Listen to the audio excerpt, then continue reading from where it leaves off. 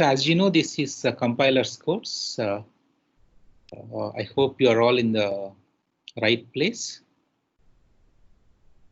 The following are the course objectives. We would like to understand the theoretical basis for compiler design in this course. That's the first objective. The second objective is we would like to learn how to engineer a compiler. The third objective is to study the architecture of a production quality compiler such as LLVM.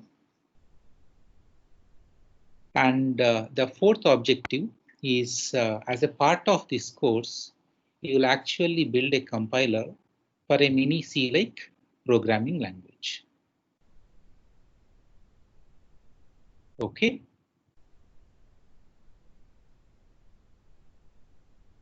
So this course will be intense in the sense there is a lot of theory for you to understand and catch up. Very interesting ideas will be there.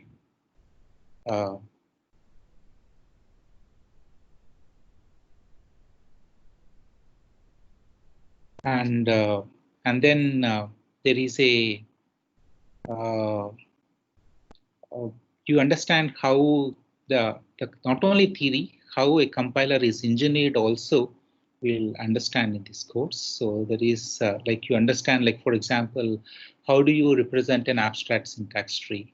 Okay, so you will see, and how do you traverse an abstract syntax tree? How you can use a visitor design pattern so that you can do multiple things with the abstract syntax tree. So like that, we understand the engineering aspects related to a compiler design. Okay, and also we'll try to look at the source code of a production quality compiler such as LLVM. So this course is going to be a lot of fun, in my opinion. So with that, let's move on and see what are the reference books for this course. There are no textbooks per se for this course. There are two reference books. These are very popular books. One is called as a Dragon book. So the title of this book is Compilers, Principles, Techniques and Tools. The authors are Aho, Monica Lam, Ravi Sethi, Jeffrey Woolman. And this is a very popular book. It has been there probably for 30-40 years. Very, very well written, very nice book. And the second book is Engineering a Compiler by Keith Cooper and Linda Torkson. So as we keep progressing in this course, we will be using many references. I will post those references at the appropriate time. I'll also give some handouts to make certain ideas simple for you to understand. So to get started, so what is this course is all about compilers, and what is a compiler? A compiler is a program which translates yet another program which is written in some source language to an equivalent program in a target language. Okay. The source language, like for example, the source languages could be any of the high-level languages such as C, C++, Ada, Fortran, etc. And the target languages are usually the instruction set architecture of some processor or other. Okay, like for example, x86-64 is one instruction set architecture. IA32 is yet another instruction set architecture. And then we have ARM instruction set architecture, we have MIPS instruction set architecture, etc.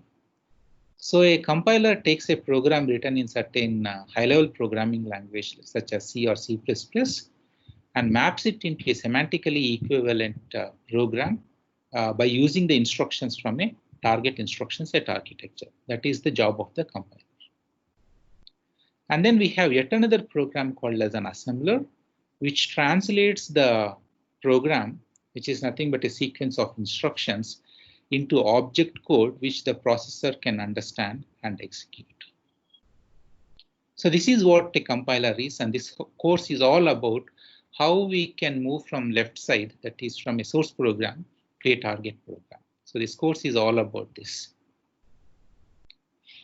And here is a brief lecture plan for today's session. So we'll start with understanding the model of computation.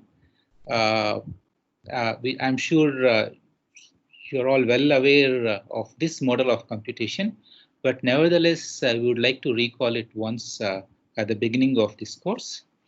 And then we will look at programming language abstractions. And then we move on to see emerging computer architectures. And finally, we will conclude with by taking a peek into interpreters and virtual machines. I want to pause and see how you're all doing, whether you are able to hear me properly. And if you have, for every 5-10 minutes, I will take a break and see how you are doing. And if you have any questions, you can ask me.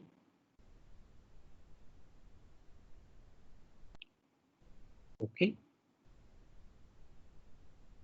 Okay, great. So, grading system. It's a good question, Ananya. So, grading, I will let you know in the second lecture. In the next lecture, I will tell you about the grading system. But I would like to say that substantial part of the grading of the marks or points will be given to assignments and homeworks and the project. Okay, so, but I didn't exactly decide the split and distribution, but by next class you will get to know.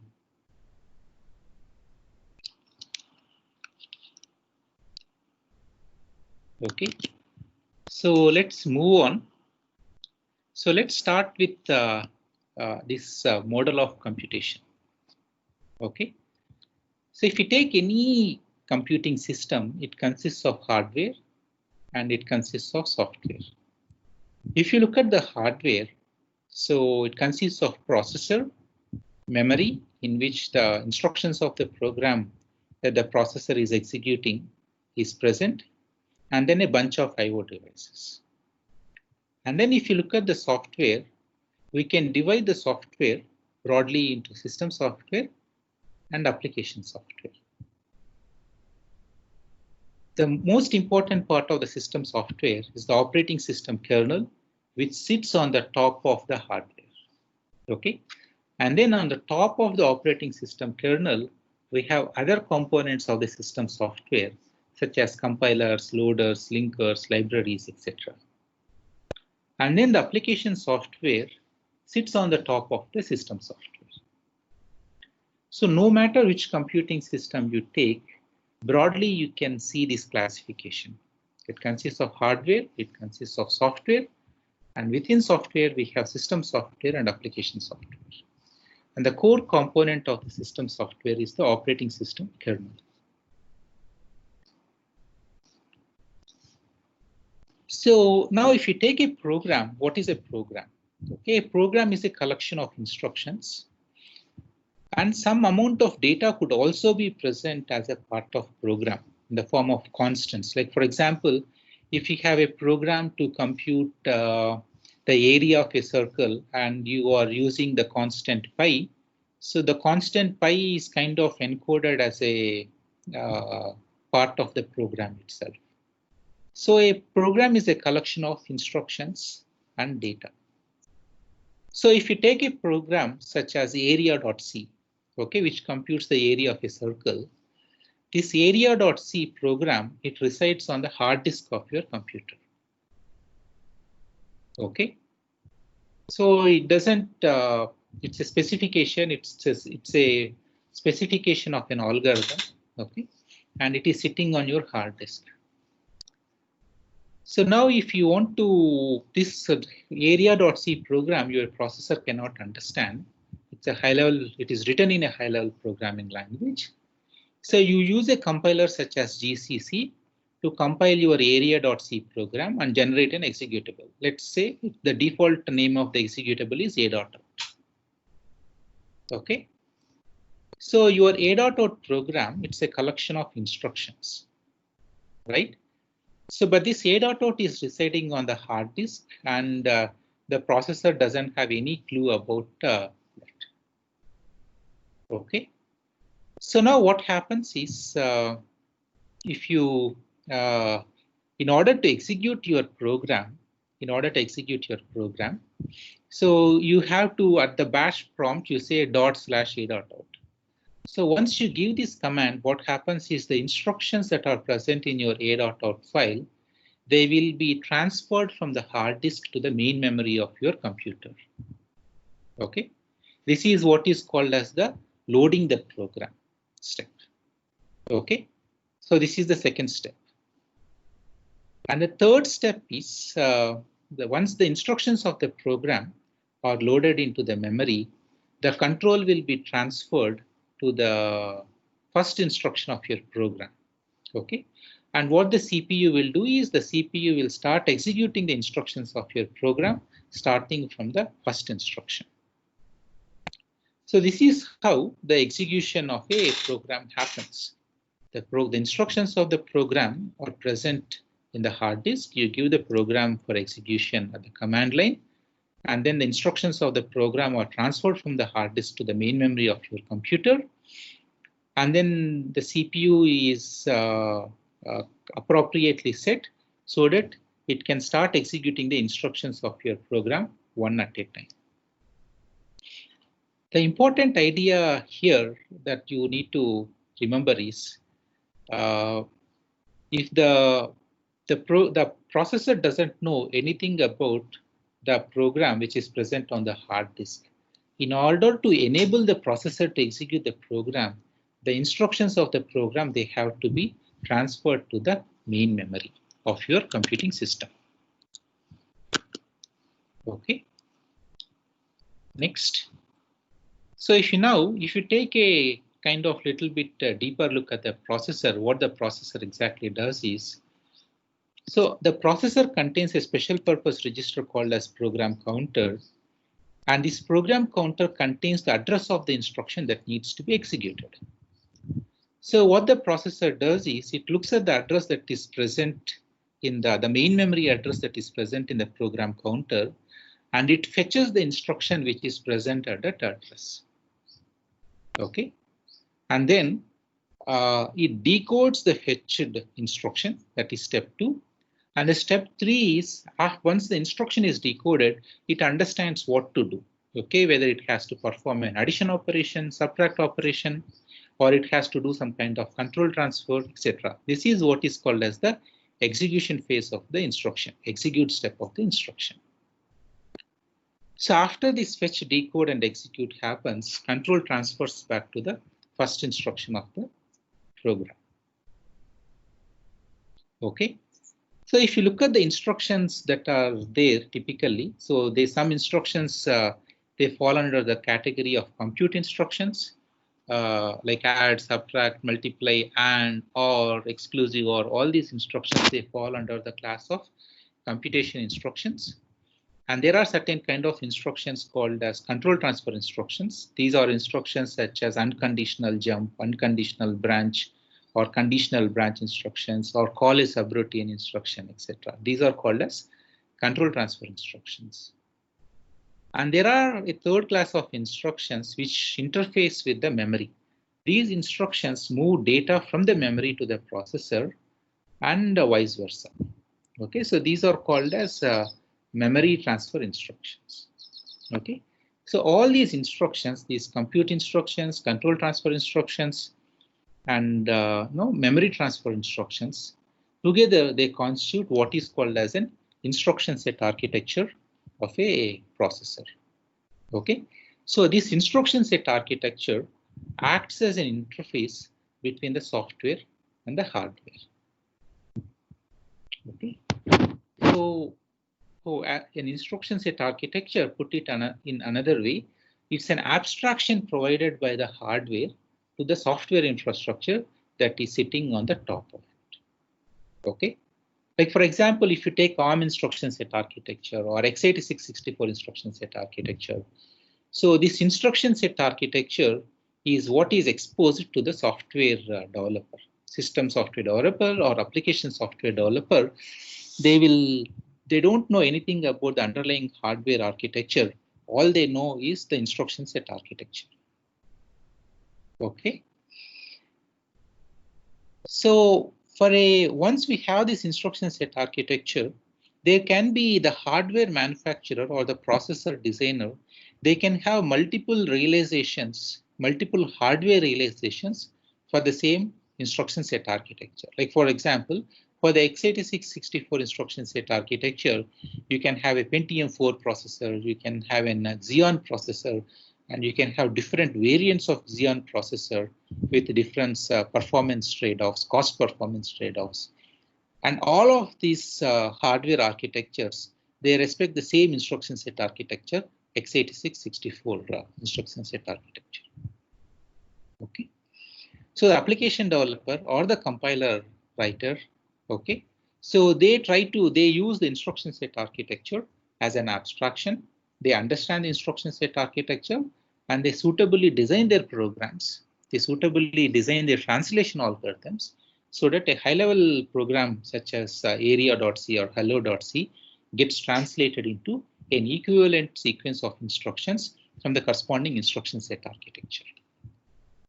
So the first thing is, if you are planning to write a compiler, design a compiler for a specific processor, you need to know what is the instruction set architecture for that processor and what is its semantics. Okay, that is the baseline. So with this, I will take a pause here and want to summarize the ideas that we have discussed so far. Okay, so number one is the first idea here is the processor interfaces only with, understands only a program which is present in the main memory of the system. So the instructions of the program are present in the hard disk. The processor doesn't have any clue about that program. In order to set an program for execution, you have to load the instructions of the program from the hard disk to the main memory. That is number one, first point. The second point is the execution model. That is, your CPU or processor, it fetches an instruction from the memory, it decodes that instruction, and then it executes the instruction. And it keeps doing this ad infinitum continuously. That's all. So fetch, decode, execute, fetch, decode, execute, fetch, decode, execute. This is what a processor does. Okay, this is the computational model that is given to us. And then the third important idea is the idea of an instruction set architecture. Okay, your processor understands the instructions from the instruction set architecture, and this instruction set architecture semantics is given to us. So if you want to use a processor, you need to know the instruction set architecture associated with that processor. Okay, so that you can write the programs targeting that processor accordingly. Okay, so this is the summary of the first module of today's lecture. I will take a pause here and see if you have any questions.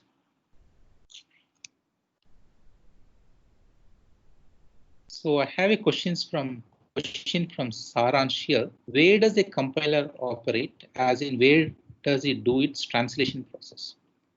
So if you think about it, so you just do gcc hello.c. So interestingly, we'll talk about this in the next class. Even your compiler is also yet another program. Okay, but to give a simple answer, so the compiler takes the source code that is given to it, hello.c, area.c, or whatever the program that is given to it, and then it translates it, and then it generates a translated code.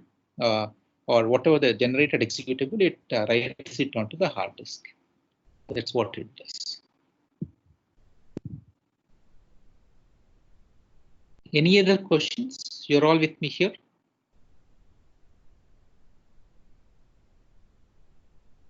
I know this part is all of you are know this material pretty well, but still I thought one quick recap would be useful for you. Okay. Shall I go ahead?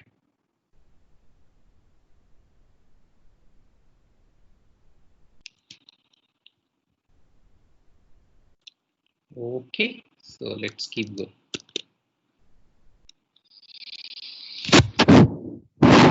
Topic is programming abstractions. So we know, let's say we have a processor. It is possible for us to write our program that we would like the processor to execute in assembly language. I'm sure all of you would have written programs in assembly language in your computer systems organization course. So if you write your program in the assembly language, so for example here, you can see the program, so you can see 4 instructions from the MIPS assembly language. Your processor actually doesn't understand the assembly language. Okay, what your processor understands is an instruction encoding in the form of bits. So the assembly language that we use, the assembly language instructions that we use, they are there to make our life easy, to make the life of an assembly language programmer easy. So load word instruction, store word instruction, add instruction, subtract instruction. These instructions, which are called as mnemonics, they make the life of a assembly language programmer easy. Your processor actually doesn't understand these instructions. Okay. So what happens is these instructions have to be translated into their corresponding bit level encoding so that your processor can understand what these instructions are. So an assembler is a program which translates programs written in assembly language into equivalent machine code representation. Okay, and this machine code, when you give a processor for when you give a program for execution, this machine code is supplied to the processor, and the processor understands the machine code, and it can carry out the execution. Okay, and then we have, but the problem is, as you all know, so if you want to write programs in assembly language, it is going to be a painful task. For example, even to write a program such as find the maximum value present in an array of elements, it will easily take half a day to write a program for such a simple task.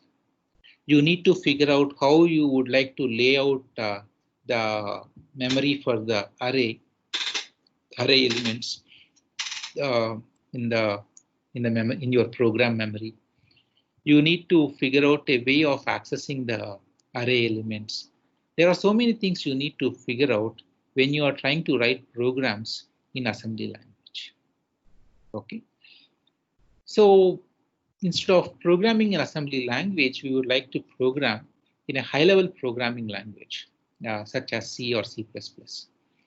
So in a high-level programming language, like for example, if you want to use an array, you don't care about exactly how that array will be stored in the program memory. You just say int array 1000, array 10,000, etc., without worrying about the internal storage architecture for that array. Okay. And you write your program using the corresponding language features or language semantics. But unfortunately, your processor doesn't understand your C programs or C++ programs. So you need to rely on the tool, that is compiler, to translate your high-level programs into equivalent assembly language programs.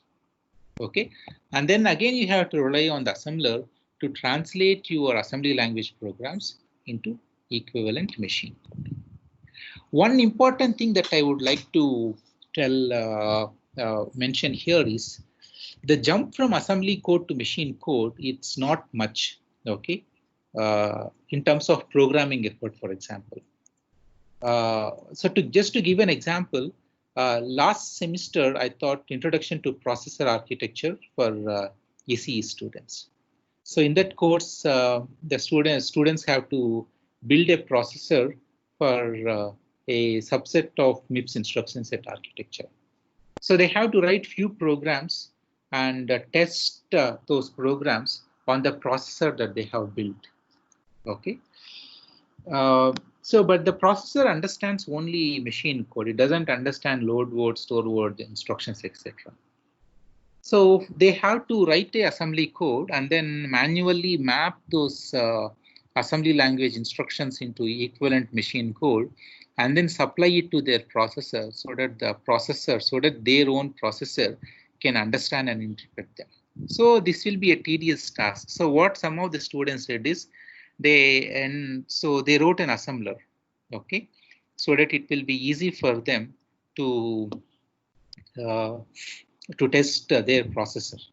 Okay, so which is quite appreciable. But the point I want to make here is the engineering effort required in designing an assembler is not so much. It might be possible for us to build a very good quality assembler, let's say in 2-3 months time. Okay. But when we come to compiler, which maps high-level programming languages into equivalent assembly code, it is pretty sophisticated. Okay, like for example, it could, in order to build a production quality compiler, it may take 2-3 years of effort easily. Okay. Just to summarize here, so we start from, let's say if you are using a GCC compiler, so you write your program, let's say it is present in hello.c. Your GCC command line argument command that you use is actually a wrapper program. So what it does is that your GCC command that you invoke, it first calls the C preprocessor, CPP.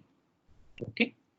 The C preprocessor, it handles all the hash directives like hash define or hash include, anything that starts with a hash symbol, your C processor will handle. And then it generates an intermediate file called as hello.i.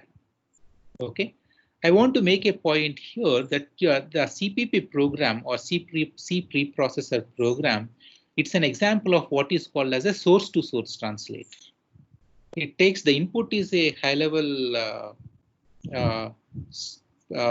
program, high-level program written in a high-level programming language, and the output is also a program which is written in which is in some high-level programming language. Okay, so hello.i also contains C code. Okay, hello.c contains C code. Hello.i also contains C code. The only difference is all your hash defines, hash includes, they are taken care of by the C preprocessor. And then after that comes the compiler, which translates the hello.i file into equivalent assembly code, which is present in hello.s. And then we have the assembler program, which translates the hello.s code into equivalent object code. And then we have a linker program, which links the object code hello.o with the libraries. Like for example, in hello program, you could be using printf statement. And this printf statement, the instructions of the printf, they are not part of your hello.c or hello.o object code. So you have to link your hello.o with printf.o. Okay, we have to link it with your standard library. Then a final executable program will be generated, and this executable program will be residing on your hard disk. Okay, so now from hello.c you went to hello, your executable hello, but your hello is still residing on the hard disk. In order to make your processor execute hello, you have to give the command hello, in which case the instructions of the hello will be loaded into the main memory of your processor, and then the processor will start executing the instructions of hello. Okay, let me take a break here and see if there are any questions. Saransh, is there any specific reason for this design choice? So the question asked by Saransh is, why can't we directly convert the high-level language program into machine code? It is quite possible, but if you think about modular design, it is better, right? So one person can work on the assembler module, one team can work on the assembler module, and another team can work on the compiler, which translates C code to assembly code, for example. And also the other reason is you can, once the assembly code is generated, you can use different assemblers. Okay, so different assembly, like for example, on your Linux machine, Linux on x86, there are different assemblers available. So once assembly code is generated, once the compiler generates assembly code, you can possibly use different assemblers based on your convenience. But more than that, I would like to think it's a very good modular design. So that is the reason. Rajwal has a question, is in machine. Since hello.o is in machine language, can linker link a C and say a Java file? It's a good question. The linker cannot link a C and a Java file because first of all, Java is an interpreted language. I will revisit it at some point in time. But technically speaking, like for example, if you have your program written in C++ and some other program written in C, and if the object files are compatible with each other, it is possible to write part of your program in one programming language and part of your program in another programming language. In fact, if you see, I don't know how many of you did CSO with me. So in CSO, what we do is there is some part of the program you write in C programming language, and there is some part of the program you write in assembly code. Okay. So from assembly you generate .o file, from C you generate .o file, and you kind of link them up. Okay. So yeah, so it is possible, but we have to be careful. But linking with Java, it is going to be hard. So there is one more question. So when CPP does the handling of hash directives, doesn't that mean linking? No. So hash include stdio.h. It's see what happens is when you call printf function, or when you call string copy function, when you call string len function. If you are using any of the string functions, for example, string library functions, so what happens is the compiler needs to know the signature of that function. Okay, like for example, what is the signature of the strlen function? That is, it takes a character pointer as a parameter. Okay, and it returns an integer after as a return value. So your hash include string.h contains this information. That is, what is the prototype or signature of the function string len? What is the type of the parameters that you are passing to the string len function? What is the return type? This information is important for the compiler so that it can generate suitable error warnings. Like for example, if to string len function, if you pass an integer, then the compiler will generate an error. You know what? You are passing an integer, whereas the string len signature says that we should be passing a character pointer. So your hash include directives only give the signature of the library functions that you are using. That's all. But the actual instructions of strlen or printf, they are present in the standard library, libstd.so or something like that.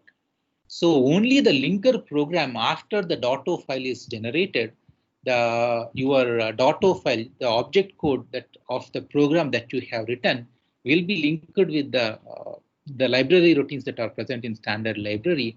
Then only the final executable is generated. So let me see more questions. Target is optimizing compiler for the existing language or designing a compiler. So Prithvi has a question. So is the target is optimizing compiler for existing language or designing a compiler for a new programming language? It is both. In this course, we study how to optimize your source code. And number one, not only that, we will also study how to design a compiler for a new programming language. That's what we do. Swaraj has a question. How do different assemblers for the same instruction set architecture differ? Good question. So they differ in minor ways. Okay, like it's not really big difference. So it's like some assemblers will have some nice features. Like for example, in some assemblers, when you are referring to a register, you can use something like %. Let's say if you are referring to a register R1, okay, then you say %R1. In some other assembler, you use a different kind of notation to access a register like $1. So the differences between different assemblers are minor. We don't need to worry about it so much. Okay, but sometimes we feel some assemblers are more friendly than some other assemblers. Okay, that's all. Okay, good question though. Does every compiler have its own assembler, or is assembler common? It need not be the case. Like for example, let's say it depends, right? So Adi, like if you are building a compiler for a mini C programming language, now you generate assembly code and then you want to leverage an existing assembler. You don't want to build your own assembler. It's just a design choice. There is nothing which prevents you from not designing your own assembler. Okay. But let's say if you look at GCC compiler collection, so GCC compilers, so there is it has its own assembler. So all the GCC compilers, they generate assembly code which is compatible with its own assembler. Okay, so Srivatsava has a Suryansh has a point. Besides modularity, the other reason for having a compiler and assembler is the flexibility of operating systems or their respective kernels. Not really, Suryansh, it's not the case. Okay. It's not so much linked with operating systems per se.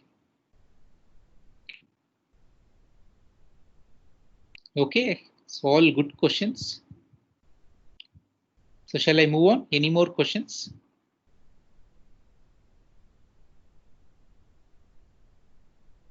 So the important things that I would like you to remember here is number one, just to summarize again the discussion.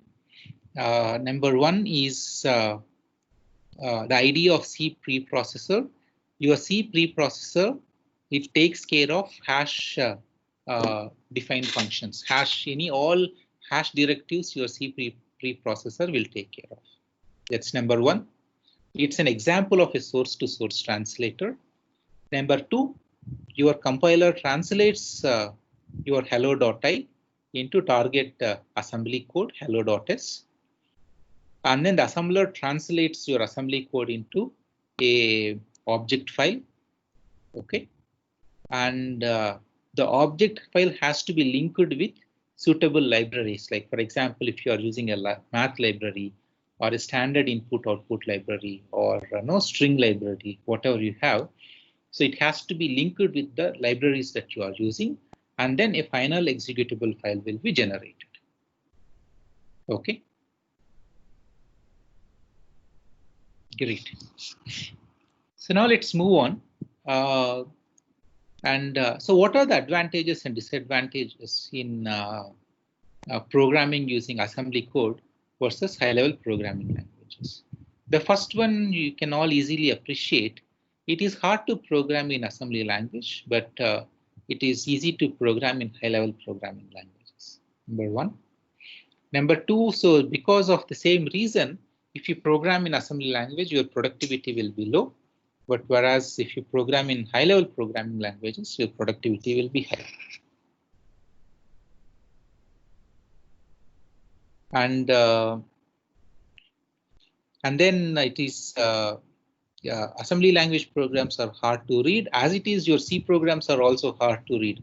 You can see now the programming assignments that you did in a year back or 2 years back, you may not have properly documented them. And if you look at them, now. So you try to understand, you try to figure out, you scratch your head to see what is what were you trying to do back then.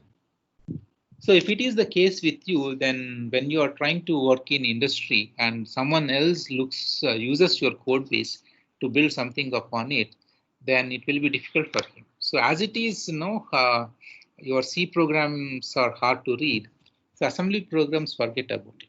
Okay, because if you look at a register R1 in your assembly program, you don't know what R1 holds, whether it is holding register I or whether it is whether it is holding a variable I or whether it is holding the base address of an array. You don't know unless you properly and carefully document it. Okay. So assembly programs are difficult to debug, and high-level programming languages are easy to debug.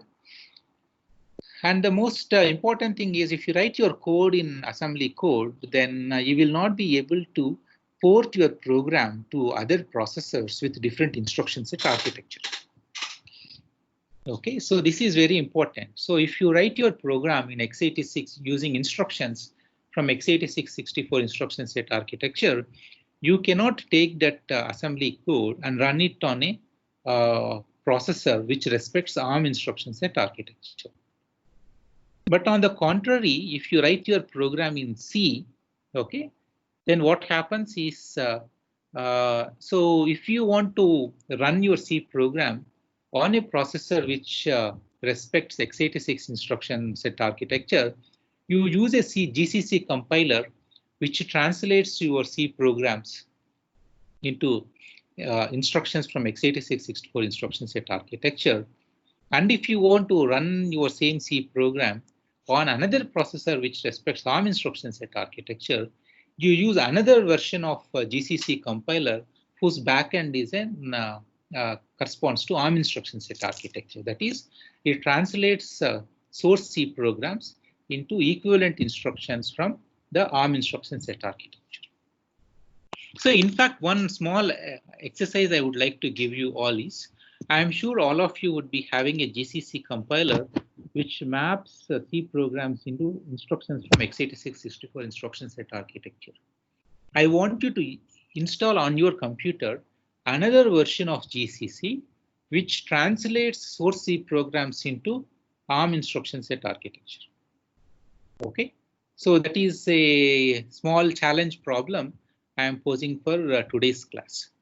I want you to install on your computer GCC compiler which generates ARM machine code, ARM assembly code instead of x86 64 instruction set architecture. Okay.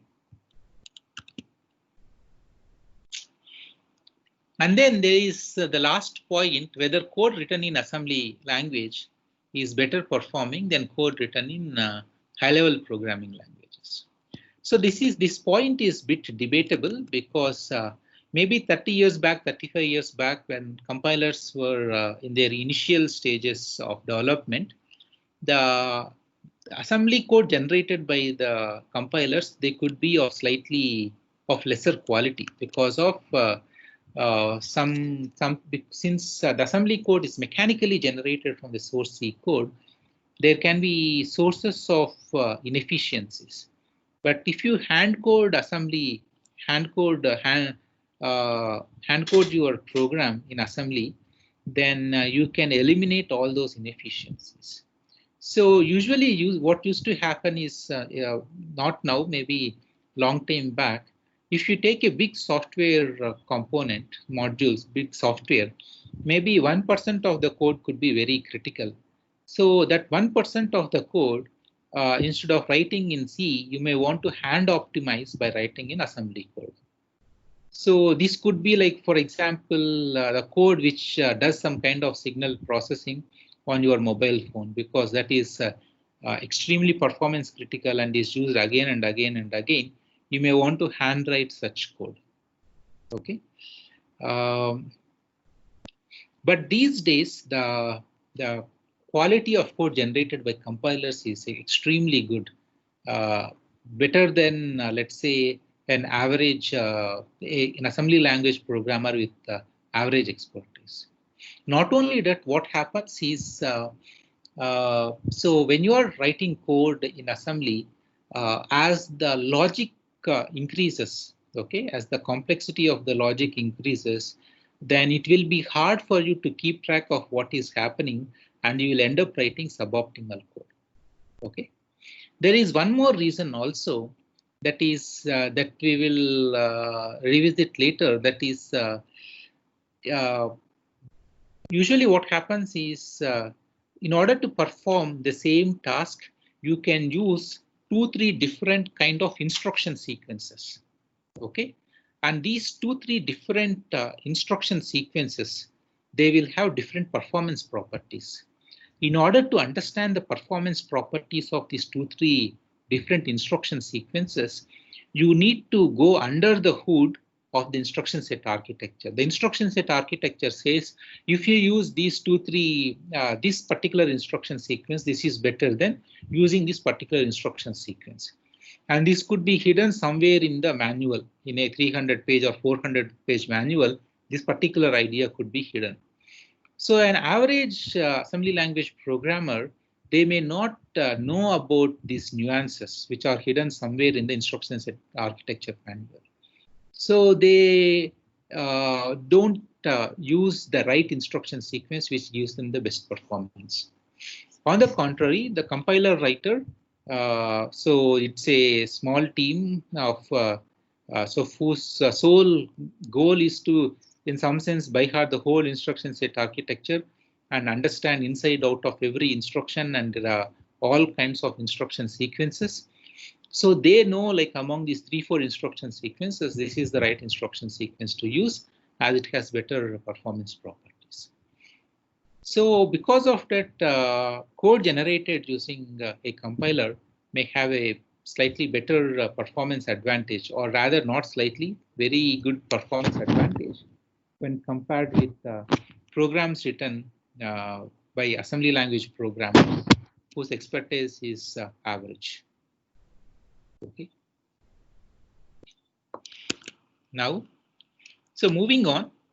So we have seen, so if you look at programming languages, okay, so what kind of features or what kind of abstractions a programming language should support? That's the question. Okay.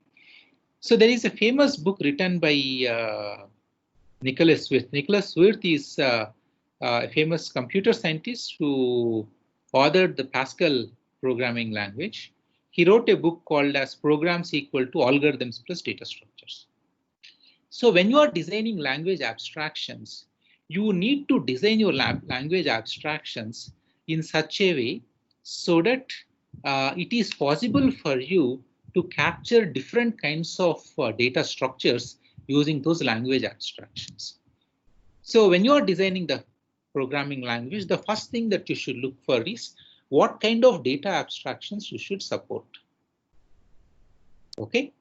So data abstractions, like for example, if you take C programming language supports primitive data types such as int, float, bool, etc. Okay. Not only that, these primitive data types are not sufficient enough to cater to all kinds of software architectural designs. So the programming language need to provide a mechanism to hierarchically compose these primitive data types and create new data types. Like for example, an array of integers and a structure which consists of int, float, and other data types, etc. So any programming language design, it involves, it has to take care of data abstractions. That is an appropriate mechanism to store data structures. Okay. In this involves two things. One is provision for primitive data types. Second is provision for composing these primitive data types to create new data abstractions.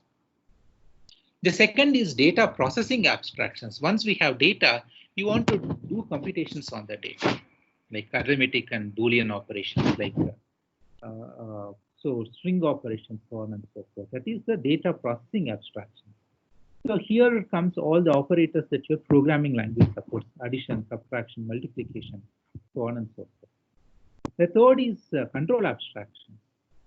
Okay, so if you don't have control abstractions, all you can write is a straight line sequence of program. Okay, where the control flows only in the forward direction. And you can only do very simple things if you can have only forward, where if your control can move only in the forward direction. Okay, so we need to have language constructs like while statement, if statements, for, etc. So using these three abstractions, data processing abstractions, and control abstractions, we will be able to, and also for the sake of modularity, you may also want to support procedures, function calls, etc. You will be able to build very powerful programs. In fact, when you are designing your programming language for which you will be building a compiler, you need to keep this in mind. What kind of constructs that you would like to provide for the programming language that you are going to design. And the important idea here is we should be able to realize these abstractions using the instruction set architecture given by of a given processor. It should not be the case that you come up with an extremely fancy abstraction, but there is no way of realizing that programming language abstraction using the underlying instruction set architecture. Okay. And then we have languages such as C++, which are object-oriented languages. See, these object-oriented languages, they support things such as classes, inheritance, polymorphism, so on and so forth, right? They support a different approach for software design, that is object-oriented design approach. These languages such as C++, Scala supports. Okay, but in this course, we will just focus on structured programming languages such as C, and see how we can design compilers which map the abstractions that are given by C-like programming languages into equivalent assembly code. So that's what we will study in this course. We will not look so much into compilers for programming languages such as C++. So to conclude, so a compiler acts as a bridge between programming language abstractions and computer architecture. And any programming language abstraction implicitly requires a strategy for efficient implementation from the underlying compiler or runtime. And the question for you is, what principles guide the design of programming language abstractions? This is an important question to ask. So I will take a pause here. Actually, we will stop the today's lecture here, and we will continue in the next session. And I will take any questions that you may have now. And those of you who have classes to move on, you may feel free to sign off. The lecture concludes here, but if you have those of you who have questions, you can stop back and ask me questions.